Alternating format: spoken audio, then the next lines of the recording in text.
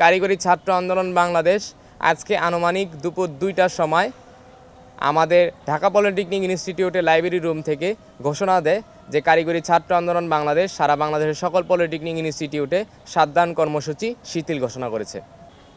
আজ ঢাকা পলিটেকনিক ইনস্টিটিউটে একটি জরুরি সভার আয়োজন করে আইডিইবি। আইডিইবি হচ্ছে আমাদের ডিপ্লোমা ইঞ্জিনিয়ারদের একটি পেশাজীবী সংগঠন।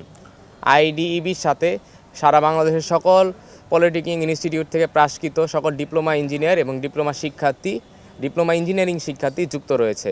আইডিইবি আজকে ঢাকা পলিটেকনিক ইনস্টিটিউটে সকল শিক্ষক সংগঠন, ছাত্র প্রতিনিধি এছাড়াও বিভিন্ন সরকারি বেসরকারি পলিটেকনিক ইনস্টিটিউটের অধ্যক্ষদের আমন্ত্রণ জানায় এবং একটি বিশেষ সভার আয়োজন করে। এই বিশেষ সভায় আলোচ্য বিষয় ছিল 6 দফা দাবি কীভাবে বাস্তবায়ন করা যায়, এছাড়াও কারিগরি সেক্টরের উপর আসা বিভিন্ন হুমকি এবং কিভাবে এই হুমকিগুলো মোকাবেলা করা যায়।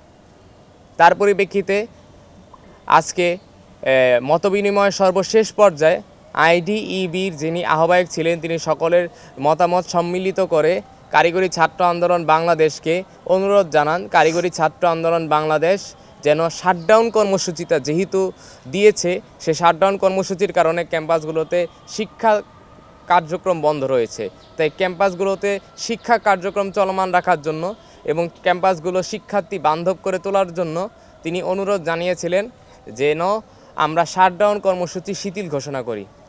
তারই পরিপ্রেক্ষিতে কারিগরি ছাত্র আন্দোলন বাংলাদেশ আজকে আনুমানিক দুপুর 2টার সময় আমাদের ঢাকা পলিটেকনিক ইনস্টিটিউটের লাইব্রেরি রুম থেকে ঘোষণা দেয় যে কারিগরি ছাত্র আন্দোলন বাংলাদেশ সারা বাংলাদেশের সকল পলিটেকনিক ইনস্টিটিউটে সাতদান কর্মসূচি শিথিল ঘোষণা করেছে।